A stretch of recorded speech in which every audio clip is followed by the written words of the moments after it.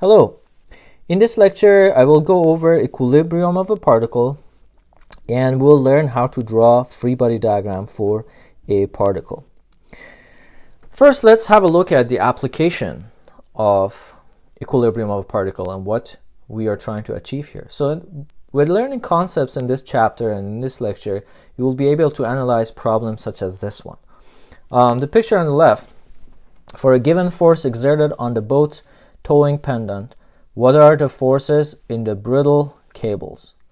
Or what are the forces in the cable holding the spool on the picture on the right? What size of cable you should choose or you should use? So these are the type of problems that we are going to be seeing in this chapter, and but with the application of the concept you're learning, you should be able to solve problems as this one. So let's go back to particle and equilibrium. So definition that I have here is from Hibbler textbook. A particle has a mass, but the size can be neglected.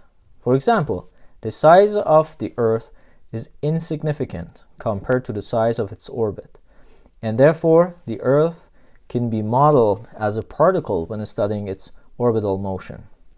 When a body is idealized as a particle, the principles of mechanics reduce to a rather simplified form, since the geometry of the body will not be involved in the analysis of these type of problems. So the example that I have here on the right is just a weight being held in place by two bungee cords. So when we say it has a mass, but the size can be neglected, we can take this weight as a particle, meaning we can neglect the size of it, and we can just draw it as a point, as if the size does not affect anything in this problem. And we are going to learn how to draw this diagram, which is called free body diagram.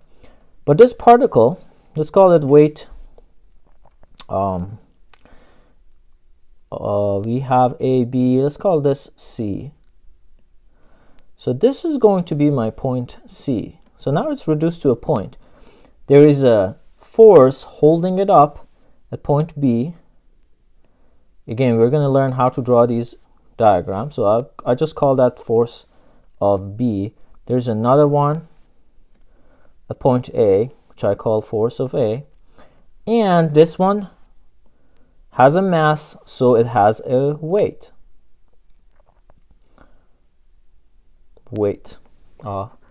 So we have reduced this system on top to the system on the bottom, which is simpler to analyze because the size is not going to affect how we analyze this problem.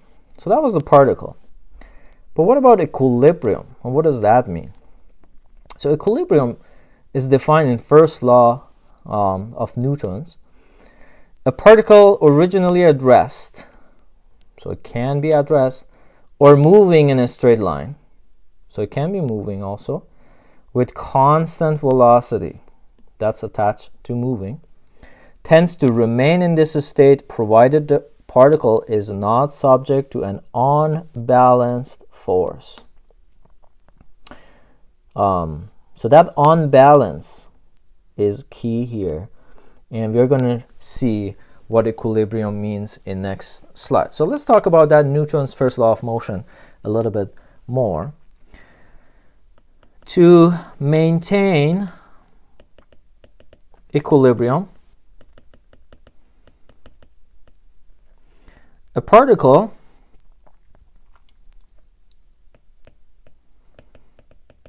or later we're going to learn about the rigid body. A particle must satisfy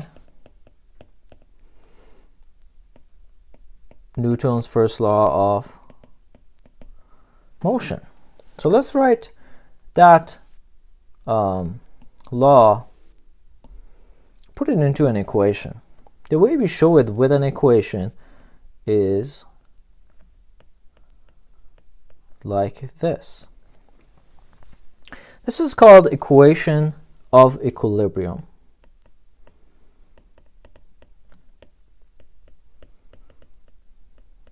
equilibrium,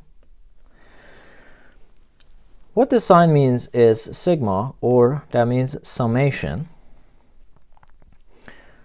All forces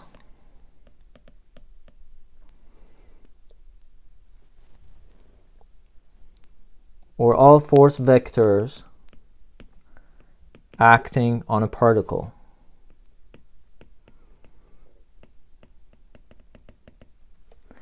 If you think about what is this summation of all forces, can you think of what you've learned so far in this course? That is basically the resultant force that you've been doing in chapter 2 problems when it asks you to find resultant force on a certain problem. So basically the resultant force needs to be a 0. How many equation is this one? It looks like one equation, but we all know what F is, right? F is Fx, Fy, and Fz. So this equation of equilibrium turns into equations of equilibrium, and that means summation of forces in x direction needs to be 0, summation of forces in y direction needs to be 0, and summation of forces in z direction needs to be 0. So this is the key to solving problems in this chapter, and later in chapter 5 when we talk about rigid bodies and how we're going to add more equation to this. But this is the key equation to solve problems involving equilibrium of a particle. So it's important for us to know all the forces that are being applied on a body. Okay, and that's where the free body diagram comes to help us. So we got to know all known and unknown forces acting on a particle.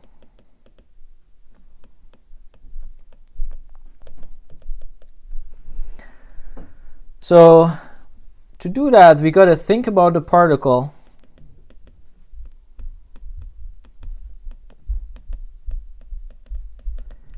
as free,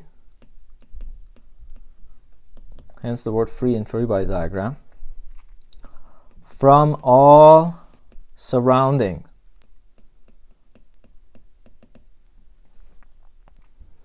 Okay.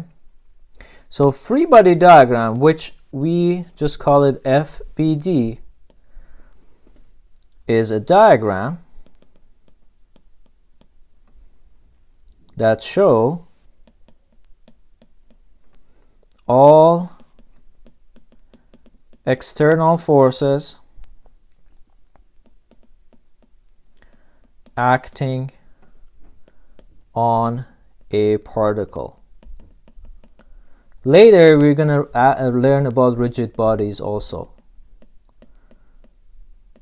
So, FBD, a free body diagram, is a diagram that shows all external forces acting on a particle. We're going to learn later that we sometimes include internal forces too, but we put those as external forces as well. But we don't need to worry about it yet until later in this course.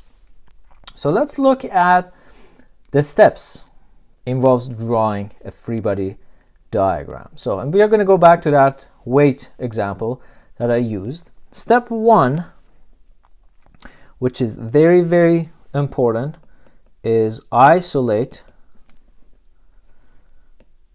or free the particle from all supports or constraints and draw outline of the shape, which in this case for a particle, outline of the shape is just going to be a dot. So step 1, I am just going to draw outline of that weight. In other words, I'm just going to draw a dot. So let me put that C there. Step 2 is draw all active forces on the particle. So what are active forces?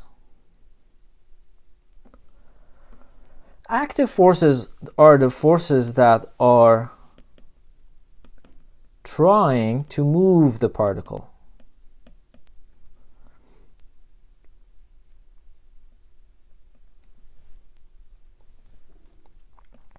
Or are forces trying to mess the equilibrium. Okay, so when you look at that, what force is trying to move this weight? It's its own weight that is trying to move it. W. So first of all, let me tell you something. Don't ever put M here as the mass. This is wrong. Mass of whatever, 20 kilogram. This is wrong because mass is not a force, but weight is a force. That's different.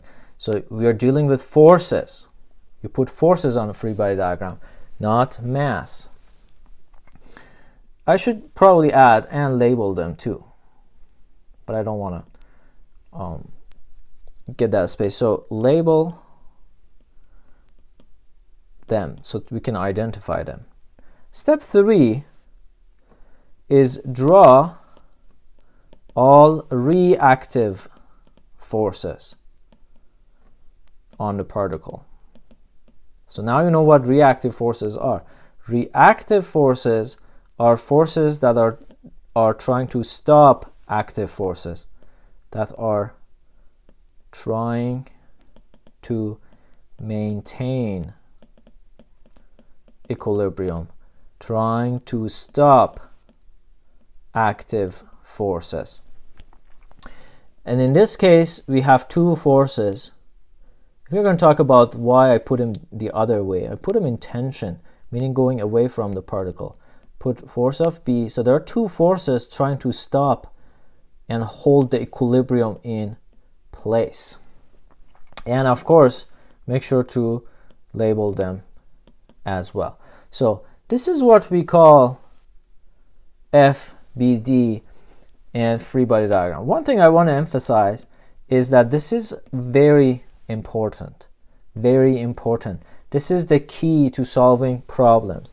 This is the first step in solving any of the problems. And it's important that for all of the problems in this chapter, you absolutely have draw a free body diagram.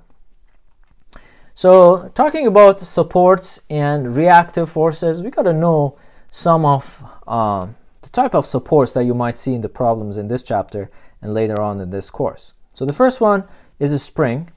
So I'm sure you're you know and remember it, just kind of refresh your memory on it. So a spring is at initial unstretched length of L0, undeformed, or on some of the problems they call it unstretched L0. Then S is amount of a stretch, or it could be negative, amount of compression. Doesn't matter. In both cases, it's the amount of deformation. And L is the current length of a spring, which is that L0 plus S, or the amount of deformation is the difference between those two. So now force of a spring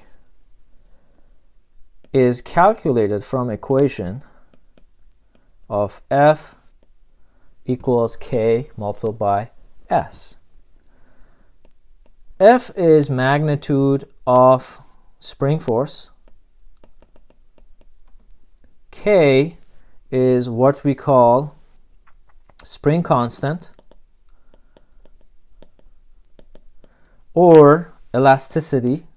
You might see all of these names in different books. Or stiffness. And S is this amount of the formation.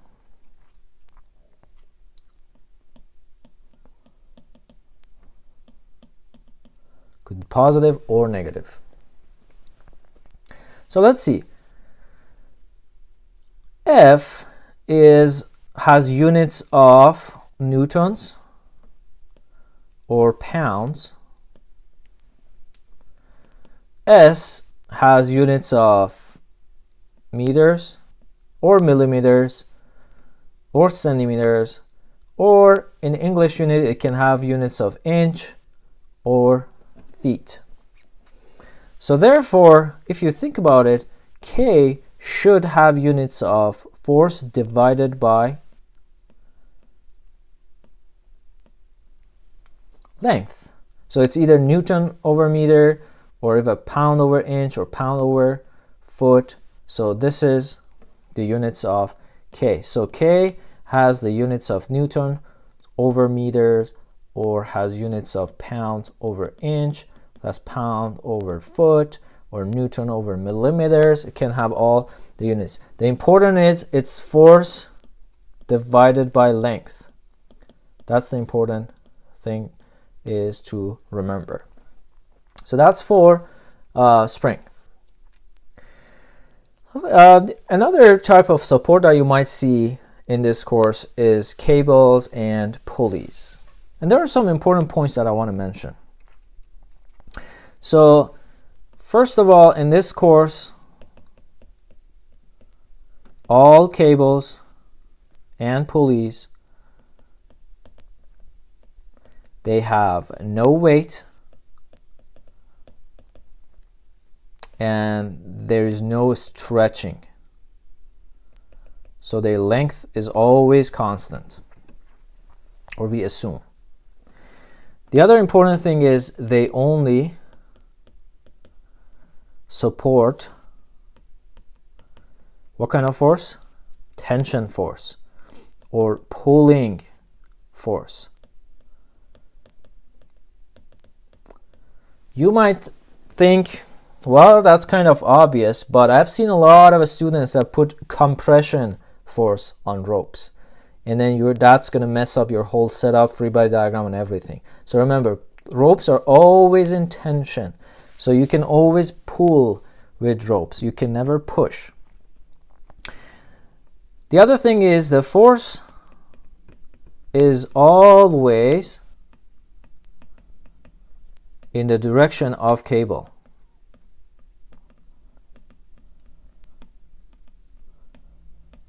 Okay. And the most important point to remember for cables: tension force in a continuous cable has constant magnitude. This is probably one of the most important things to remember when dealing with cables and rope. That means this angle theta does not matter what angle it is. This tension in this side of the cable is same as the other side of the cable. It's the same rope, and it doesn't matter that theta is 0 or 100 or 90 or whatever. This tension in the cable stays the same. So it is very important to remember this point when dealing with problems with cables and pulleys. The proof of this is in chapter 5 of Hibbler book, that you can check it out. Another type of support that you might see in rigid bodies or here in particles, it could be a smooth contact. Okay, and this is important to remember. When an object rests, such as this one. Remember, this is a static, so nothing is moving. Everything is in equilibrium. So this is resting on a smooth surface.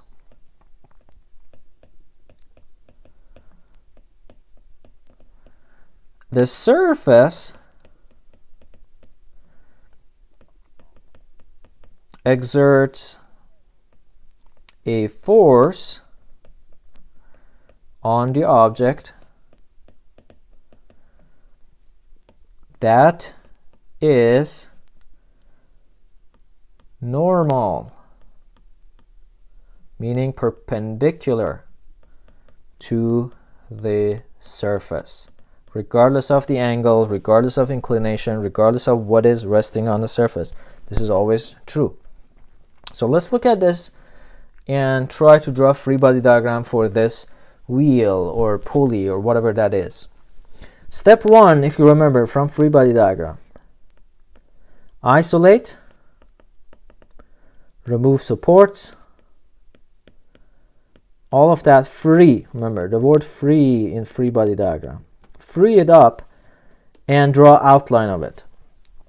I'm going to draw it not as a particle.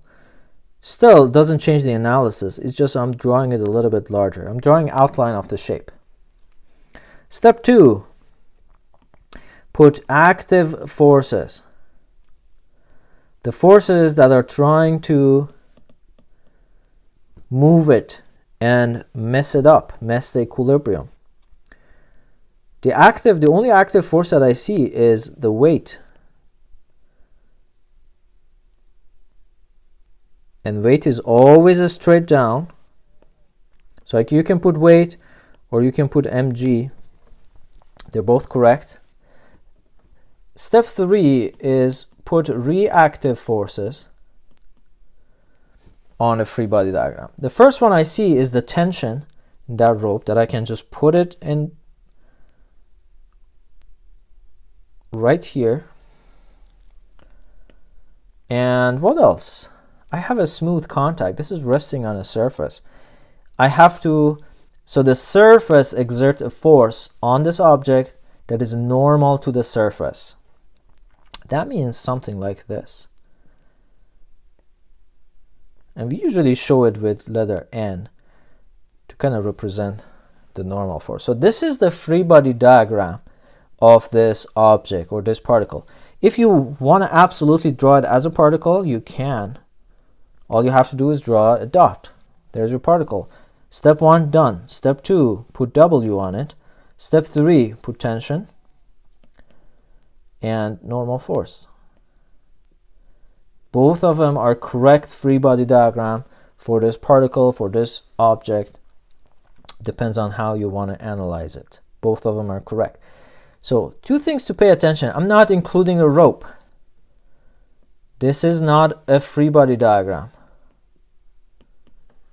Okay, because step 1 is to isolate and free. You got to decide what are you drawing. So I'm just drawing, let's call this a wheel. Free body diagram of the wheel, so I free the wheel. Means nothing else should be attached to it. Another important, there's no support. So don't include this. If you include this inclined surface, that makes it wrong also. You can certainly put the angles on here. This is going to be 30. This is going to be 20. Some people like to kind of show it on an incline like that. That's fine, but do not include the supports and stuff that comes with it. So these are the 3 very common type of supports that we might see in the problems in this chapter, and I will explain more on other types of support as we go on if I see them. So the procedure to find and solve problems in this chapter. So both of these are free body diagrams anyway. So these are already particle with forces on it. So in a 2D format, we are dealing with, do you remember what we call this type of forces that are all on the same plane?